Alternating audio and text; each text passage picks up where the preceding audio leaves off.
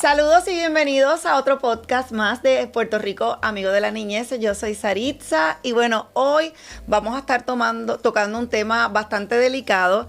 Es el tema de las dinámicas de resistencia y rechazo entre hijos y sus progenitores. Y para hablarnos sobre el mismo, se cuenta con nosotros la doctora Marta Beltrán Dones. ¿Lo dije bien? Dones. Correcto. Experta y que de verdad me dejó anonadada cuando estuvimos hablando sobre el tema fuera del aire, porque son temas difíciles, ¿verdad? Para los padres, pero al final y al cabo, pues más para los niños, quienes son al fin del camino, ¿verdad? Los que se ven afectados cuando surgen estas situaciones. Doctora, para los que están en casa que no conocen bien el término, vamos a empezar describiéndolo y definiendo lo que vienen siendo las dinámicas de resistencia y el rechazo.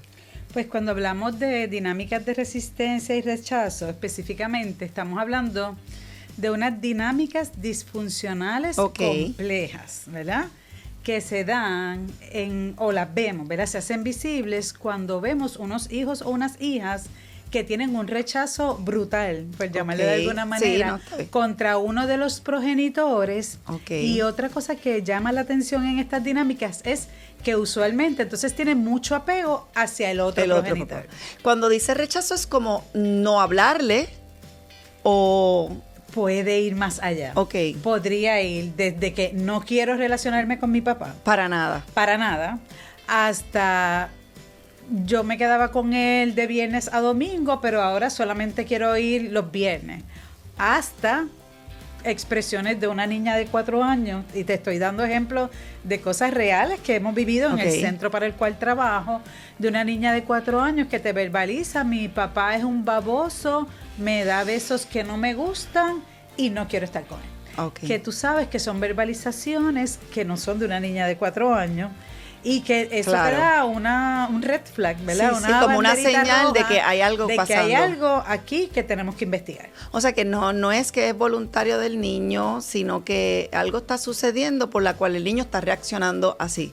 Claro, pero ¿verdad? Me encanta esa aseveración que haces, porque eso es lo que hay que investigar. Porque a veces no sabemos si es con fundamento ese rechazo o si no hay fundamento, o sea, si es justificado o injustificado. Y ahí es que, ¿verdad?, nos distinguimos los profesionales en poder diferenciar. Y si es injustificado, ¿de dónde nace esa idea en ese niño? Pues pudiera venir de muchas formas, ¿verdad? Muchos factores. De muchos factores. Uno de ellos pudiera ser que tienes uno de los progenitores que por alguna razón está haciendo conductas que afectan a ese menor y que de algún modo, ¿verdad? La literatura le llama un brainwash, es que es un lavado de cerebro, donde el niño o la niña empiezan a escuchar cosas en ese progenitor que tienen más cercano, cosas que empiezan a crearle una imagen negativa del otro progenitor.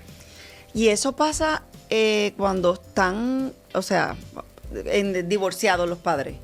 No necesariamente. Excelente pregunta. Porque, ¿verdad? Uno piensa que eso sucede usualmente cuando hay un divorcio y pues mamá no quiere que el niño se relacione con papá o viceversa. Pues no necesariamente. Por eso es que se llaman dinámicas de resistencia y rechazo.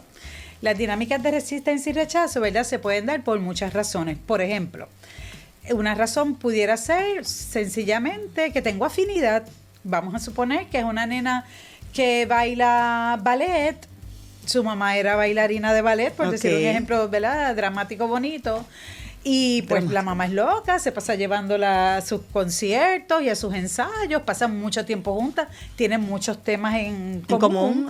Y sencillamente ahí no hay ninguna otra razón que no sea que hay afinidad. Entonces lo que hay que trabajar es cómo logramos que ese otro papá se integre, ¿verdad? Sería lo ideal. Sería lo ideal. Eso ahí tendrías una razón de una dinámica de resistencia y rechazo, por afinidad. Pudieras tener otra razón que pudiera ser porque mi papá o mi mamá, vamos a hacer un ejemplo al revés, vamos a suponer que es unos niñitos que viven con su papá. Pues vamos a suponer que papá pasa mucho tiempo con ellos, los lleva a todas las actividades y mamá no se integra, no va a las actividades escolares, no va a las fiestas, no los lleva a los cumpleaños. Y ahí vemos cómo uno pudiera decir, bueno, pues es que esos nenes tienen a lo mejor un poquito de razón al sentirse más identificados con ese otro progenitor. Es para darte otro ejemplo, ¿verdad? Sí, mamá no es deportiva, no es atleta, no le gusta tanto y no va a todas las prácticas, no va a los juegos porque eso ya no siente...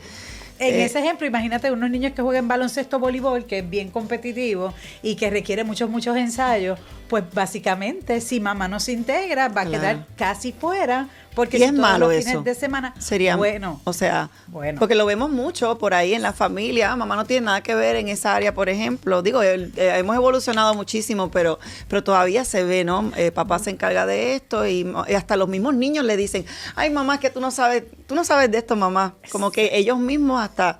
Lo que pasa es que la crianza, ¿verdad? Y me gusta tu pregunta, debe de ser compartida, es una cocrianza, ¿verdad? Y si estamos viviendo en el mismo techo o no, ambos debemos de participar. O sea, que no es que sea bueno o malo, es que lo ideal sería que ambos puedan participar. No hay nada de malo en que a lo mejor el papá era baloncelista y la mamá no sabe nada de baloncesto, pero eso no la limita a poder ir a los juegos. Claro. Y a gritar desde la banca, ¿verdad? No tiene que saber cómo se llevan los puntos y a lo mejor en el proceso va aprendiendo otras cosas, pero lo correcto es que ambos papás participen de la crianza. Bello. Y que si algunas veces la mamá no puede ir, no pasa nada, pero no debe de estar ajena a los procesos de esos niños en ese ejemplo. Eso no es gatekeeping ni control parental, ¿verdad? O sea, que no es un papá que está controlando, eso es otra cosa. Bueno, el gatekeeping o control parental, ¿verdad? Para decirlo así en palabras sencillas, es un filtro. Es cuando uno de los papás, ¿verdad? Es como si fuera un control de acceso. Pone un control para la manera en que esos hijos se van a relacionar con el otro progenitor. Lo que pasa es que ese control puede ser positivo, ¿verdad? Okay. Que se le llama adaptativo, o puede ser de forma negativa, que es desadaptativo. Por ejemplo. Sí, nada mejor que los ejemplos para poder entenderlo bien. Los vas a tener cuando lo tienes de manera positiva, ¿verdad? Pues pudieras tener una mamá o un papá que es súper cooperador en que los niños compartan. Por ejemplo, a veces los adolescentes, y es natural, ¿verdad? Parte de su etapa de desarrollo, ya para los 12, 13, 14 años empiezan a no querer pasar tiempo con los papás, punto. No es ni con uno ni con el otro, no quieren estar ni con papá ni con mamá. Eso es natural, pero entonces tú tienes una mamá o un papá que entiende la etapa de desarrollo, pero también entiende la importancia de esos niños compartir con papá y mamá. Claro. So, cuando el niño o la niña le dicen no quiero ir, le dices sí, te toca estar con tu papá y todas las actividades que tú tengas o las situaciones que tengas se las presentas a papá, que él está ahí para apoyarte. ¿Verdad? So, eso es un tipo de filtro positivo. Claro, ahí ves un papá donde ese acceso es disponible, es abierto, promociona el que esos niños se relacionan con el otro progenitor. Entonces, lo puedes tener de un aspecto negativo, ¿verdad? Y eso tiene como dos divisiones. Pudieras tener un aspecto negativo justificado o uno negativo injustificado. Ok. Por ejemplo, el negativo injustificado sería que papá, vamos a suponer que es una situación donde papá es el que tiene a los niños bajo su custodia y mamá no. Y papá dice, bueno, como tu mamá no me ha pasado la pensión alimentaria que corresponde, que ustedes no van con ella. Eso no se puede hacer. Eso no puede ser. No importa si pasó o no pasó la pensión, ellos tienen todo el derecho. Son dos temas distintos. Una cosa es el derecho que tienen los hijos y sus progenitores a relacionarse. Y otra cosa es que el niño la responsabilidad del padre o madre que le toque pasar pensión, ¿verdad? Pero no podemos utilizar una cosa para quitar el derecho de la otra, ¿verdad?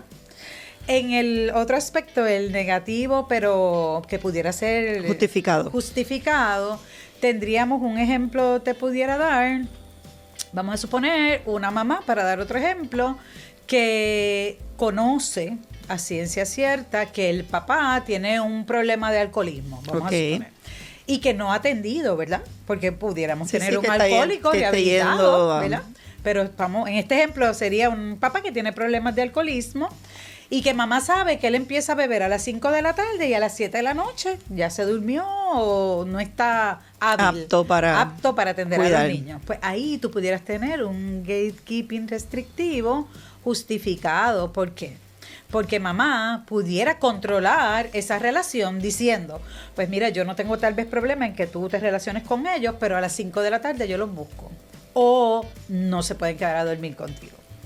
Y eso es importante, por eso es importante diferenciarlo, ¿verdad? Porque pueden haber dinámicas de resistencia y rechazo por un sinnúmero de razones. Lo que los profesionales de la conducta humana nos toca poder determinar, ¿verdad? De una manera correcta y científica es si esa dinámica de resistencia y rechazo primero se está dando. Y segundo, ¿por qué se da? ¿Verdad? Porque uno puede determinar si se da. Hay una dinámica de resistencia y rechazo. La segunda pregunta sería, ¿y por qué se da? Bueno, pues si es justificado o no es justificado. De una manera justificada o se da de una manera injustificada. ¿Cuán difícil es identificar eso? Bueno, requiere mucha experiencia y requiere determinación. Porque hay muchos padres, vamos a ser honestos, ¿verdad? En situaciones complejas entre parejas, están tan molestos que pues son manipuladores o se inventan historias que de pronto maybe la persona está rehabilitándose y tiene la mejor intención de ver a su niño, pero pues lo pone como justificado, pero realmente, tú sabes, lo hacen para su beneficio propio, ¿verdad? Para castigar a la otra persona. Es profunda la evaluación, es una evaluación, ¿verdad?, sobre enajenación parental o dinámicas de resistencia y rechazo específicamente, que requiere profundidad. No es una evaluación que se hace en un día, requiere varias intervenciones. No solamente se debe de entrevistar a papá y a mamá, se debe de entrevistar a los hijos y también a algunos colaterales. Dependiendo cómo esa entrevista se va dando, pues uno va determinando a quién más uno tiene que ver. Pero, ¿verdad? No, por ejemplo, nosotros estamos en nuestro centro especializados en familias de alto conflicto. Así que tal vez el primer consejo que yo daría es que para hacer una evaluación de enajenación parental, uno tiene que tener experiencia en el manejo de familias de alto conflicto, porque se dan muchísimas dinámicas y muchísimas dinámicas de manipulación, y luego además tener las destrezas para hacer entrevistas a profundidad. Y te lo comento porque, ¿verdad? Tristemente en las redes sociales y en las noticias vemos muchísimos casos donde pues los nenes están pasando unas situaciones difíciles y entonces uno como espectador no dice, pero ¿y por qué está con esa persona? ¿Por qué no se lo dan a su mamá? ¿Entiendes? Y entra todo este conflicto, ¿verdad? Pero obviamente nadie sabe lo que hay excepto, ¿verdad?, los profesionales, como bien lo estás comentando. Pero debe ser un trabajo difícil poder decir, no, mira, pues especialmente cuando ambos quieren estar o tener control de ese menor. De ese hijo. Mire, es un trabajo, y le agradezco el comentario, es difícil. Y una gran responsabilidad. Es una gran responsabilidad. No hay muchos profesionales que quieran hacer estas evaluaciones.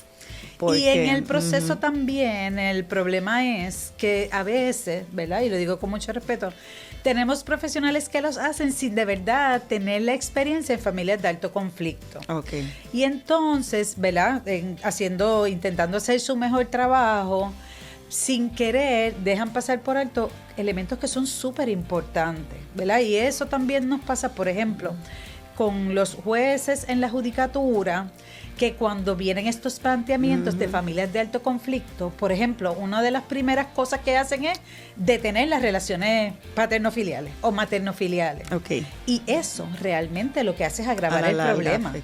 Porque sí, se alteran los ánimos, pero ¿por qué? Bueno, y si tenías una dinámica de resistencia y rechazo, por ejemplo, injustificada, y de momento tienes un juez que está diciendo que no se relacionen, lo único que va a pasar es que lo que era un problemita pequeño aportas más para se convierte en una bola gigante, y entonces después para los profesionales atender ese asunto en terapia, ¿verdad?, requiere de unos mayores esfuerzos porque el problema no se atendió adecuadamente desde el inicio. Y para sanar después es más cuesta arriba. Es más cuesta arriba. Vamos a explicarle a los que nos están viendo la diferencia entre enajenación parental y resistencia y rechazo, porque me estabas comentando que no es lo mismo, porque una se puede dar en una unión de dos personas que están casados y la otra específicamente es cuando ya los dos padres están separados.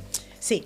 Porque estamos hablando todo del término, pero no hemos llegado todavía, pero hay que yo creo que ya aclararle la diferencia. Claro. Las dinámicas de resistencia y rechazo entre los hijos y los progenitores, por llamarlo de alguna manera, es como el gran tema, ¿verdad? Sencillo, cuando un hijo o una hija no se quiere relacionar con su papá o con su mamá, es una dinámica de resistencia y rechazo.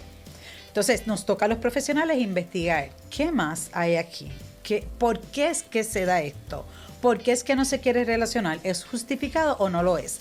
Cuando uno empieza a investigar, uno puede encontrar muchísimas razones.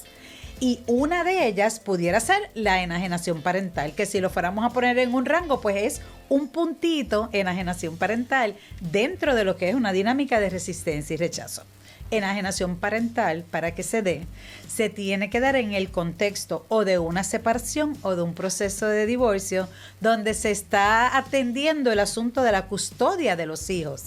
Fíjate que las dinámicas de resistencia y rechazo se pueden dar en cualquier momento, incluso se pudieran dar en una familia que ambos están todavía viviendo bajo el mismo techo, ¿verdad? Pero para hacer, por lo menos yo, donde más lo he visto es en la enajenación parental, o sea, en el caso de los divorcios, en ese proceso, como que por alguna razón, no sé si son esos primeros que estábamos hablando ahorita fuera del aire, esos primeros años o ese primer año de donde los padres se están separando, esa lucha, ¿verdad? Porque el niño me quiere a mí, sea a mí a quien me escoja, sea a mí quien me elija. Como que se da mucha esa dinámica en esos casos en específico. Se da mucho en esos casos, pero no siempre cuando investigas, la conclusión es que es enajenación parental. Okay. Pudieras concluir, mira, sí hay dinámicas de resistencia y rechazo, pero son justificadas. Okay. O hay dinámicas de resistencia y rechazo injustificadas que no llegan a decir que es una enajenación parental, pero que sí hay cosas que hay que trabajar, ¿verdad? Injustificado pudiera ser, te voy a dar un ejemplo. Nosotros, ¿verdad? De los múltiples casos que hemos tenido, hubo un caso de esta familia donde en una ocasión papá dio un castigo físico al hijo. Le dio con una correa. Okay. Excedió la manera, lo marcó. Okay. Aparte de que nunca lo había hecho y para el nene fue como traumático. Sí. ¿Cómo no? Fue traumático. Y entonces, ese asunto que en efecto estuvo mal, ¿verdad? El papá se excedió en el castigo. Y cuando tú no lo analizabas y lo veías, ¿verdad? La proporción de lo que pasó versus el castigo tampoco era adecuada. Pero fue un solo incidente. Y lo hizo yo aquí, ¿verdad? Pero porque, o sea, como por reprenderlo, por demostrar que él era un papá firme o... Bueno, esa fue la manera que él entendió que lo tenía que reprender. Porque el nene había sido irrespetuoso por segunda ocasión con una maestra. Okay. Eso es lo que genera eso. Ya eso había sido un tema hablado entre ellos, el nene lo había entendido y hubo una próxima queja. Se repitió, el niño fue irrespetuoso con la maestra y en efecto lo fue. Y cuando llegan a la casa, el papá entiende que como la primera vez no dio resultado, esa era la forma adecuada. Okay. ¿Verdad? Ahí tenemos un buen ejemplo de algo que en efecto estuvo mal. Pero el manejo posterior es lo que complicó el asunto, ¿verdad? Pues ese asunto que, claro, cuando tú investigas, no era un papá maltratante, no había ocurrido nunca, era un solo incidente, empieza a complicarse. ¿Qué pasa? Ponen una moción en el tribunal, empieza el proceso de investigación. ¿Y qué pasa? Pues el tribunal decide hacer una resolución determinando que se detenían las relaciones paterno-filiales por ese solo incidente. ¿Qué pasa? El sistema judicial, ¿verdad? Al igual que algunas otras estructuras, otras ramas de gobierno en Puerto Rico, tiene algunas situaciones. Y a veces quisiéramos que los casos se atendieran bien rápido, ¿verdad? Cuando es mi caso, tú quieres que ocurra bien rápido. Sí. Cuando es el caso del otro también, pero sabemos que hay dilación. Historia larga, corta. Tristemente, este papá estuvo 2 años y medio sin poderse relacionar con su hijo. Wow. Hasta que llegó a nuestro centro y pudimos comenzar ayudando para que pudiera tener relaciones con su hijo, aunque fuera supervisadas, ¿verdad? Porque una de las cosas que nosotros en nuestro centro miramos es la reunificación familiar. No importa cómo sean esos papás, tienen derecho a una oportunidad. Y además que revertir el efecto de... No, es que los hijos tienen derecho a relacionarse con ambos, padres, sí, ¿verdad? Sí. Obviamente de una manera saludable. Pues en ese caso, historia larga corta, la dilación del proceso. ¿Qué pasa en los tribunales? A diferencia de los procesos terapéuticos, es un proceso adversativo. Entonces tú tienes dos partes con dos abogados litigando un caso de familia como si fuera un asunto criminal. Y entonces es tan triste para los menores, ¿verdad? Se les olvida que al final del día ahí hay unos menores en el medio de toda esta controversia sufriendo los efectos. No, y que va a traer repercusiones, no hay, o sea, eso no se cuestiona. Definitivamente, pero entonces, gracias a Dios, ¿verdad? Finalmente llegó a un centro como el nuestro donde pudimos empezar a colaborar, pero eso era un caso de enajenación súper severa. En ese caso sí. Y trabajar con mamá y con que mamá entendiera, porque es bien interesante, ¿sabes? Hay cosas que las personas pueden manipular, pero cuando se trata de síndrome, de este efecto de la enajenación parental, no lo hacen. Y te voy a decir por qué. Porque cada persona o cada progenitor entiende que su posición es la verdadera. Así que si mamá entiende que papá no es una buena persona, es un maltratante, es un agresor, etcétera, etcétera, etcétera, lo va a plantear así. O sea, la mamá... ¿Y cómo lo trabajan? ¿Cómo, o sea, me imagino mucha terapia, mucha... Sí, en ese caso... ¿verdad? Al final es una buena historia. Se desarrolla la confianza y se cultiva nuevamente. Buena historia, ¿verdad? Y un poco el llamado es a los profesionales de la conducta humana que trabajan con estos casos, porque por ejemplo, nosotros éramos el centro que trabajábamos el asunto de la reunificación y esas visitas supervisadas, pero ese niño tenía una psicóloga privada, la de él, y nosotros logramos establecer una excelente comunicación con esa psicóloga. Así que pudimos trabajar mano a mano, nosotros por acá trabajando el asunto de las visitas supervisadas y la reunificación y la psicóloga del niño con el niño. Eso nos llevó a que de la mano, psicóloga del nene y nosotros acá en el centro, pudiéramos establecer un plan, pero un plan súper estricto para poder lograr la reunificación. Sin afectar al niño, porque para eso está el trabajo de la psicóloga, para poder descubrir lo que pasa, pero de la manera más sutil y, ¿verdad? Y, claro. Porque con los niños es súper diferente a pedir un testimonio a cualquier persona adulta. En la enajenación parental es como lo dicen los libros, es como de película y así se ven los casos. ¿Sabes? Los niños verbalizan cosas sobre el otro progenitor y entre las características, ¿verdad? Está el sin remordimiento ninguno. Por ejemplo, ellos pueden decir, mi papá te dicen una mala palabra y se quedan como si nada. Tú le haces preguntas como que, pero vamos a hablar de algunas cosas. Tú le dices, dime una sola aspecto positivo que tenga tu papá. Ninguno. Y te lo dicen, no importa que tengan 4 o 5 añitos o si tienen 10. Ninguno encuentra. Es una campaña, como lo dice la literatura. Ellos tienen una campaña de denigración contra ese otro progenitor. Claro. Y lo único que ellos quieren es alejarse. Es una reprogramación, ¿verdad? Que le hacen en su cabecita el otro progenitor. Y que en ocasiones no es verdad. A veces también pasa. Bueno, es que cuando determinamos que hay enajenación parental es porque es injustificado. ¿Sabes? Lo que le estás entrando en el cerebro, manipulando al niño para que es información incorrecta para que él tenga razones para alejarse. Sí, ya después investigan y van mirando más atrás y se dan cuenta que el papá es responsable, que genuinamente... Mira, en ese caso, y perdona y que pasa mucho. No, claro, dime, me encanta el tema. Que a uno le fascina. Sí.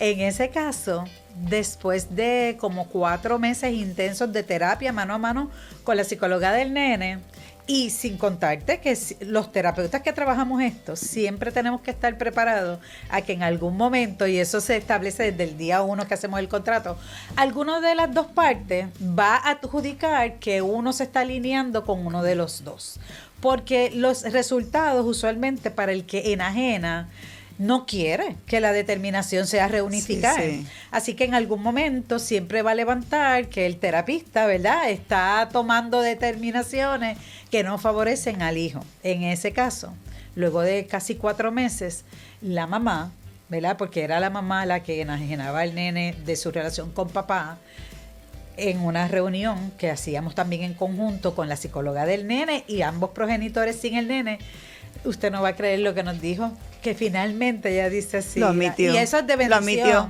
Ella dijo que finalmente, a pesar de ella nunca haber creído lo que establecía la doctora Beltrán, en función de que, porque una de las cosas que nosotros le explicábamos a ella es que cuando empezamos en las visitas supervisadas, el nene una vez me lo entregaban y empezábamos la actividad, nosotros la hacemos en sitios incluso fuera del centro, el nene la pasaba brutal con su papá y establecían una relación súper chévere, a la que el nene veía o la guagua de la mamá pasar o sabía que ya la mamá se acercaba, Wow. cambiaba su personalidad, pero cambia que tú pensarías que tiene un trastorno de personalidad y nada que ver. Ay, es que Y tiene eso miedo. yo se lo planteaba a la mamá un poco para que ella empezara a reaccionar y ella nunca lo aceptó. Finalmente dijo que a pesar de ella no haber nunca estado de acuerdo en lo que le explicaba la doctora Beltrán, ella ya había encontrado la razón. Y la razón era que el papá de ella, o sea, el abuelo materno del nene, le había dicho, si tú te relacionas con tu papá, yo te voy a dejar de querer y no voy a saber de ti. Mira qué cosa tan tremenda. Wow. Y obviamente el nene, pues que es loco con su abuelo paterno, pues Claro. continuaba en esa actitud, porque además esa es su mamá, que Sí, es la sí. hija de su abuelo. Claro. Así Sí, que sí. eso era parte de lo que hacía que esa Ay, pobre resistencia se niños. mantuviera. Exactamente.